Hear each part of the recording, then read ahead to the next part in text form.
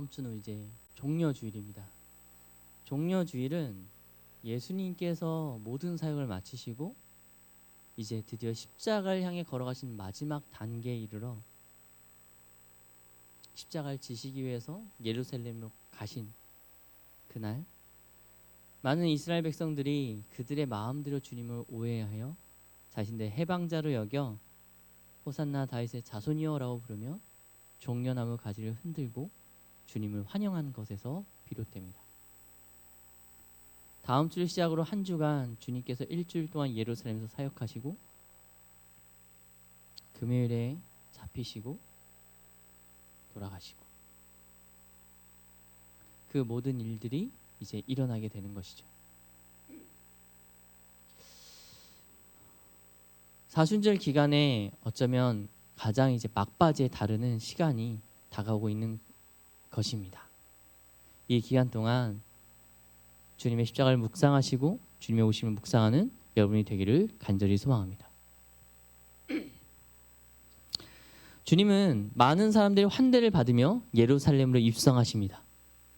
그리고 예루살렘 성과 그 주변에서 한 주간을 보내시며 하나님의 말씀을 선포하십니다. 주님이 잡히시던 날인 금요일 새벽이 되기 며칠이 남지 않는 그 시간에 주님은 제자들에게 대해서 말씀하십니다. 이제 내가 십자가의 길로 가겠다. 그 전까지는 비밀스럽게 얘기하셨던 것을 더 이상 숨기지 않고 있는 그대로 말씀하십니다. 잡힐 것이다, 배반당할 것이다, 죽을 것이다. 그런데 그 누구도 그것이 무슨 뜻인지 제대로 아는 사람은 없었어요. 3년 반 동안 주님을 쫓아다닌 12 제자들마저 주님이 지금 무슨 말씀을 하시는지, 그 십자가가 무엇인지 이해하지 못했습니다.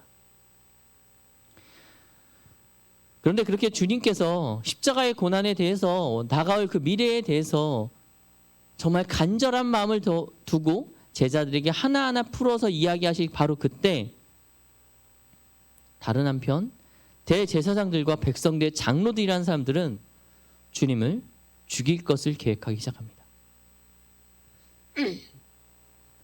그리고 그들은 얘기합니다. 우리들의 최대의 명절인 유월절을 피하여 예수를 죽이자.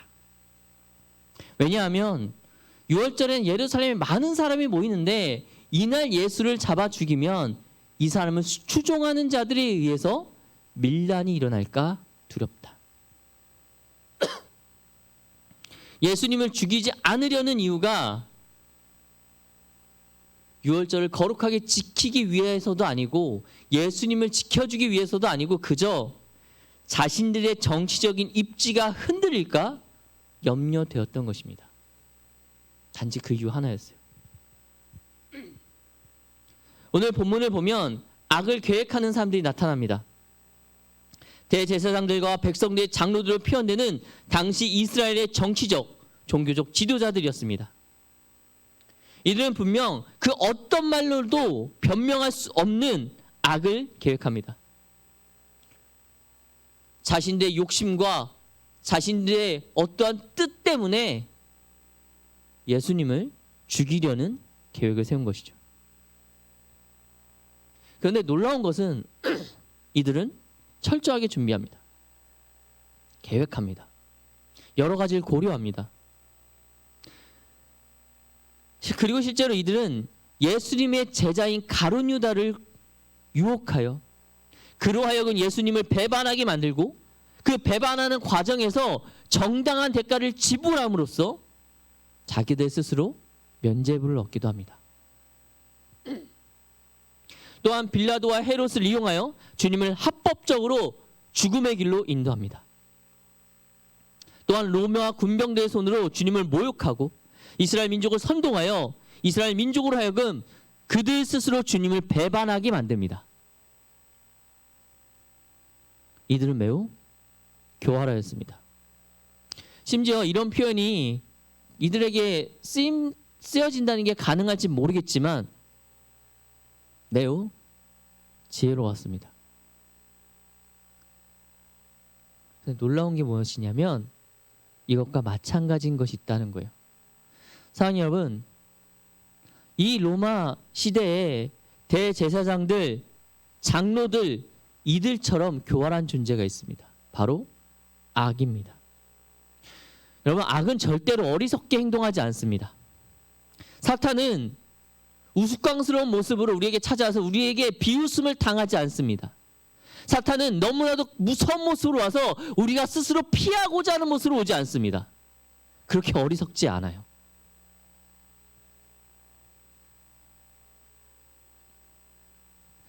사탄은 아름다운 모습으로 우리에게 찾아올 것입니다. 그 속은 악이고 그 생각은 우리를 타락시키고 하나님부터 멀어지게 하는 마음이 가득하겠지만 최소한 겉모습은 천사의 모습으로 여러분을 찾아갈 것입니다. 악은, 사탄은 우리가 미워할 만한 그 모습을 우리에게 찾아오지 않으며 우리가 싫어하는 그것을 우리에게 말하지 않습니다. 우리가 들으면 거부감이 느껴질 그 무엇으로 얘기하지 않습니다. 오히려 우리가 즐거워할 만한 것들, 오히려 우리가 좋아할 만한 것들, 그것을 입에 품으며 그것을 얼굴에 씌우며 우리에게 다가옵니다.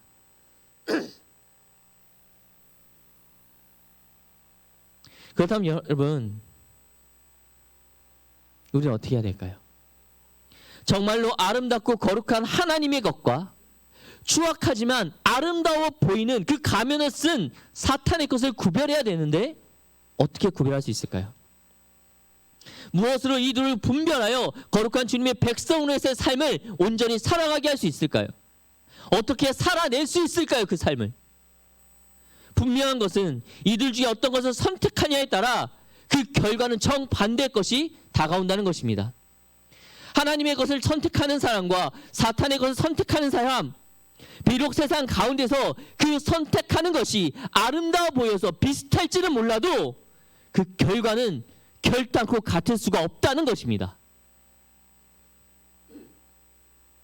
때문에 우리는 분별해내야 합니다. 겉모습이 아름다워 보인다고 해서 모든 것이 선한 것이 아니라는 것을 알아야 합니다. 무엇이 하나님의 뜻인지, 무엇이 사탄의 유혹인지를 우리는 분별해내어야 합니다. 무엇이 선한 것이며 무엇이 악한 것인지, 무엇이 경건한 것이며 무엇이 불경건한 것인지, 무엇이 하나님께 속한 것이며 무엇이 세상에 속한 것인지 우리는 알고 분별해내야 하는 것입니다. 그럼 어떻게 분별할 수 있을까요? 분별해야 되는 게 맞다면, 그렇게 해야 되는 게 맞다면 분별하는 방법을 알아야겠죠. 주님이 이렇게 말씀하셨습니다. 그 열매로 그 나무를 안다. 마찬가지입니다.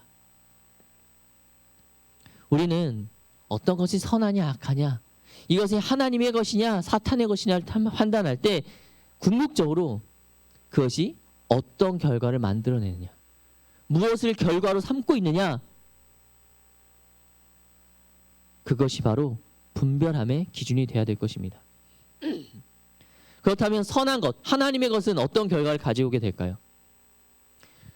선한 결과는 하나님을 사랑하는 결과로 이어져야 합니다. 이웃을 사랑하는 결과로 이어지는 것이어야 합니다.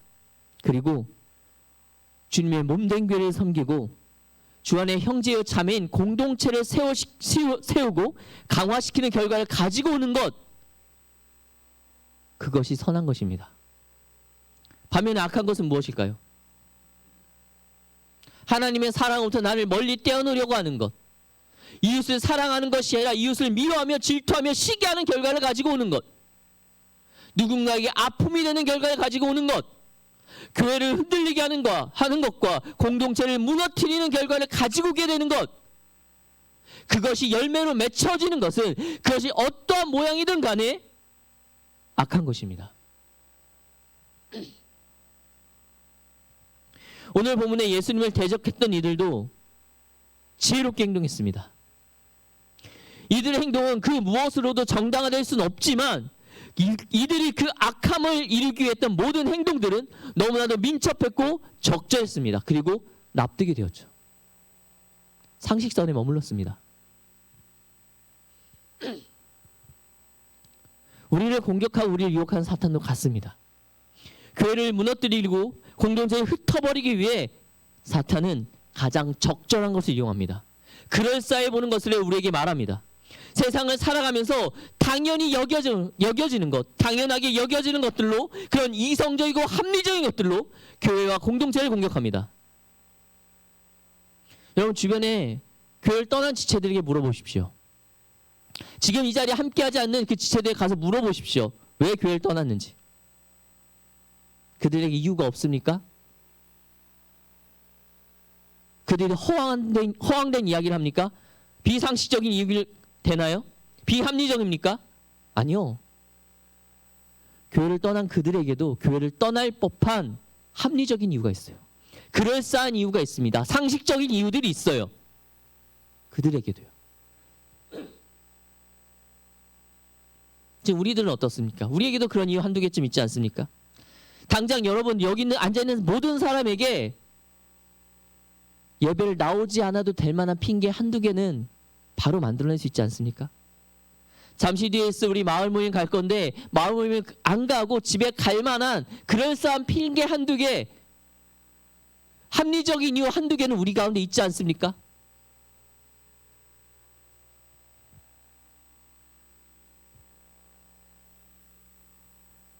그런데 그럼에도 불구하고, 그런 합리적이고 이성적이고 그럴싸한 이유가 있음에도 불구하고 우린 예배를 지킵니다. 그게 선한 것이기 때문에. 그러면 왜 우린 예배의 자리를 지키는 걸까요? 그리고 이것으로, 예배의 자리를 지키는 것으로 만들어진 선한 열매는 무엇입니까? 왜 우리는 공동체의 자리를 지키고 그 공동체의 자리를 지킴으로 얻어지는 선한 열매는 무엇입니까?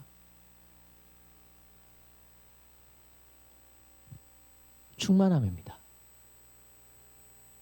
예배 가운데 하나님을 아는 충만함이에요. 예배를 드리는 것의 열매가 하나님을 아는 충만함입니다. 그 열매가 너무나도 아름답고 선하죠. 공동체도 마찬가지입니다. 마을 모임을 하고 마을 안에서 내 것을 나누고 내 이야기를 나누고 누군가 얘기를 듣고 함께 기도하고 거기서 나오는 선한 열매가 무엇입니까? 그 공동체에 임하는 하나님을 볼 수 있다는 것입니다. 하나님을 하나님과 만남이라는 선한 열매인 것입니다. 그리고 그것을 통해서 세상 가운데 빛과 소금의 역할을 감당할 수 있게 되는 것입니다. 또한 교회를 통하여, 공동체를 통하여 우리는 내가 기도하지 못할 때 나를 위해 기도를 해주는 귀한 기도의 동역자를 만들어낼 수 있습니다. 나 혼자선 가지 못할 것 같던 그 길을 함께니까 갈 수 있게 되는 것입니다. 세상을 살다 보면 그런 때가 옵니다. 기도조차 못할 정도로 힘든 시기가 옵니다. 머리로는 압니다. 기도해야지. 힘들 땐 기도해야지. 내가 기도해서 이걸 이겨내야지. 그런데 기도할 수 있는 힘이 내 안에 없을 때가 와요. 하나님 도와주세요라는 말을 못할 정도로 무너질 때가 옵니다. 바로 그때 공동체가 필요한 거예요. 나는 기도할 수 없지만 나를 사랑하는 내 공동체의 누군가는 나를 위해서 기도해 주니까. 눈물을 흘리며 하나님, 내 지체가 아파합니다. 도와주세요. 내가 사랑하는 내 지체가 아파합니다. 세상 가운데 힘들어합니다. 도와주세요, 하나님. 이걸 대신해 줄 수 있는 사람이 공동체입니다. 그게 공동체의 열매예요. 무너진 나를 세워주는 힘. 반면에 이 반대의 것들은 어떤 결과를 가지고 옵니까? 예배의 자리를 지키지 않는 것, 그것이 결국 만들어낸 열매는 무엇입니까? 예배의 자리를 지키지 않고 세상 가운데 성공했다고 해도 결국 그것은 불순종의 열매로만 맺혀질 것입니다. 예배에 오지 않고 하나님을 떠나서 성공하는 그 성공에 어떤 열매가 맺혀지겠습니까? 단 하나, 불순종의 열매입니다. 세상의 높은 자리로 가고 많은 것을 얻는다 하여도 그 모든 열매들이 결국엔 불순종의 열매라는 것입니다. 그리고 그 열매는 사단이 우리에게 주는 것인 겁니다. 공동체를 포기함을 우리가 얻을 수 있는 열매는 무엇입니까? 교만과 자만입니다. 그리고 쓰러짐과 세속화만이 우리에게 남아있을 뿐입니다. 내가 믿는 믿음의 길이 맞는지 그것을 같이 기도하며 고민하며 이야기해줄 한 명도 남아있지 않게 되는 것입니다. 그래서 공동체를 가는 겁니다. 나 혼자만의 신앙이 맞다고 여겨지는 그 교만함, 그것만이 남아있을 뿐입니다. 여러분, 대체 얼마나 교만하여야, 대체 어떠한 마음이 있어야만 나 혼자만 믿음의 길을 걸어도 옆에 아무도 없어도 나는 평생 쓰러지지 않을 거란 그 용감함이 우리에게 있을 수 있습니까? 대체 내가 나를 얼마나 높은 자리에 놓여야만, 내가 나를 얼마나 신뢰해야만 나는 쓰러지지 않는 하나님의 사람이야라고 얘기할 수 있겠습니까? 대체 얼마나 나 스스로 높아져야 이런 이야기를 할 수 있습니까? 이런 생각을 할 수 있습니까? 노아도 아브라함도 모세도 다윗도 엘리야와 엘리사도 바울과 베드로를 포함한 모든 사도들이 그 실패한 그 길을 대체 얼마나 교만해야 난 할 수 있다고 얘기할 수 있는 겁니까? 여러분, 겸손함에 주님 앞으로 나오십시오. 절대로 사단의 것에 속지 마시기 바랍니다. 이들의 이 악한 것들의 교활함에서 벗어나시기 바랍니다. 여기서 좀 큰 문제가 하나가 있어요. 이 악한 역할을 하는 이들이 누구냐의 문제입니다. 정말 안타깝고 마음 아픈 이야기입니다. 구체적으로 이 악한 것들, 이 악한 일을 우리에게 범하는 자들이 누굽니까? 여러분들의 공동체를 깨트리는 모든 이들입니다. 여러분의 예배를 흔드는 모든 이들이 악한 자들입니다. 최소한 그 순간만큼은요. 이들의 의도가 선했느냐, 이들이 여러분의 어떠한 존재이냐, 얼마나 사랑하느냐, 이건 중요하지 않아요. 여러분, 의도가 선했다고 해서, 여러분을 사랑하고 아낀다고 해서 그들의 악함이 선함으로 바뀌지 않습니다. 결탄코 바뀌지 않습니다. 오히려 선한 의도로 악함을 우리에게 권유하는 것이 우리를 절망 가운데로 더 깊이 끌고 들어갈 것이기 때문입니다. 오히려 우리의 가까이 있는 그들의 유혹이 우리를 더욱 심한 죄의 수렁으로 끌고 갈 것이기 때문입니다. 만약 뱀이 아담과 하와를 타락시키면서 그 의도가 아담과 하와가 정말 하나님이 되긴 의도로 했다고 하면 뱀의 그 유혹이 정당화될까요? 여러분, 그렇게 생각하십니까? 뱀이 아담과 하와를 정말 사랑해서 저 맛있는 걸 주기 위해서 그 선악과 열매를 주었다면, 그 의도가 선하고 사랑이었다면 뱀의 행동이 정당화됩니까? 그렇지 않습니다. 그 의도가 무엇이든 간에, 그 마음이 무엇이든 간에 뱀의 악함은 절대로 결탄코 정당화될 수 없습니다. 마찬가지입니다. 여러분을 사랑해서, 여러분을 아껴서 세상의 방법으로 여러분에게 뭔가 주고자 하는 사람이 있다면, 여러분 너무 사랑해서 여러분의 미래를 걱정해서 이 예배 이 시간에 다른 것을 주고자 하는 누군가가 있다면, 여러분 너무 사랑하기에 시간을 헛되이 쓰는 걸 바라지 않기에 중요한 시기에 공동체를 떠나기를 권유하는 누군가가 있다면 그것은 악입니다.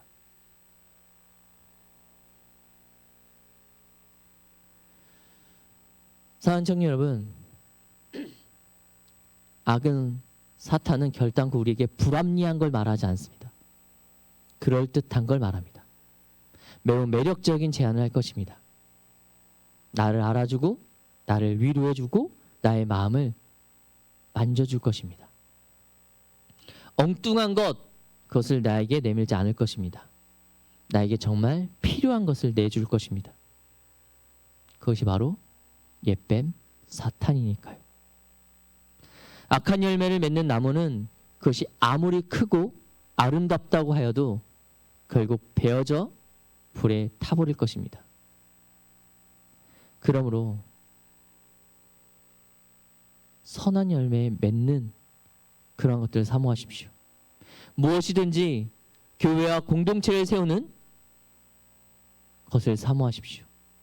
선택의 상황에 놓여진다면, 인생에서 무언가 선택해야 할 그 순간이 온다면 그것들의 열매가 무엇으로 맺힐지, 그것이 과연 교회를 세우는 것인지, 그것이 과연 교회 공동체를 세우는 것인지, 그것이 과연 나의 경건함을 세우는 것인지, 그것이 과연 하나님을 사랑하는 결과로 이어질 것인지, 이웃을 사랑하는 것을 이어질 것인지를 내다보십시오.